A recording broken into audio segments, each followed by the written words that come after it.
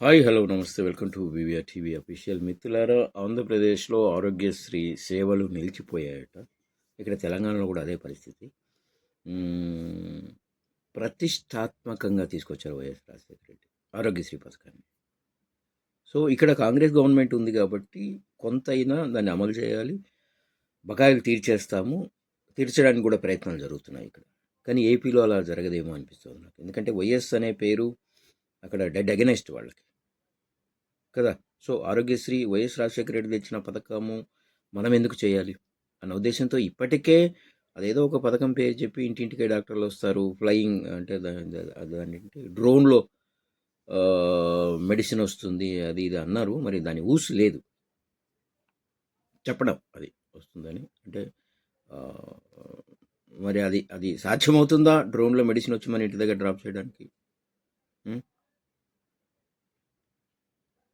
మరి ఏమిటో 2,00,000 కోట్ల పెట్టుబడులు, 2,00,000 కోట్ల ఉద్యోగాలు,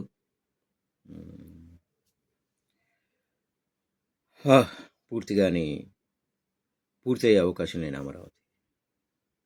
ఇవన్నీ మాట్లాడితే మాలాంటి వాళ్ళు చాలా కోపం వస్తుంది. కేసులు పెడతారు, అరెస్టులు చేస్తారు, ఊరూరో తిప్పుతారు, స్టేషన్ తిప్పుతారు. ఇంకోసారి వాళ్ళ గురించి మాట్లాడకుండా ధమ్కి ఇస్తారు. ఏమిటి ఏదో చేసేసాం, అద్భుతాలు జరిగిపోయాయి, ఆంధ్రప్రదేశ్ ఒక లెవెల్కి వెళ్ళిపోయింది, ఎక్కడికో ప్రపంచంలోనే చాలా సూపర్. ఏదైనా పెట్టుబడులు వచ్చేసినాయి, ఆల్రెడీ ఫ్యాక్టరీలు స్టార్ట్ అయిపోయినాయి, ఉద్యోగాలు వచ్చేసినాయి. అమరావతి అనే పేరు చెప్పి లోక్సభలో బిల్ పాస్ అయిపోయింది కేవలం అమరావతి అనే పేరు మీద. ఏమిటి ఏం చేయబోతున్నారు? దాన్ని ఎంతకాలంలో పూర్తి చేస్తారు? దానికి ఏమేమి ఉన్నాయి? ఎలా సాధ్యమవుతుంది చెప్పారా? రైతులకు భూములు ఇచ్చిన రైతులకి తిరిగి భూములు ఇచ్చారా? వాళ్ళకి డబ్బులు ఇచ్చారా? ఎందుకు? భగవంతుడు అనేవాడు ఒకడు చూస్తూ ఉంటాడు పైన మనం చేస్తున్న తప్పులు.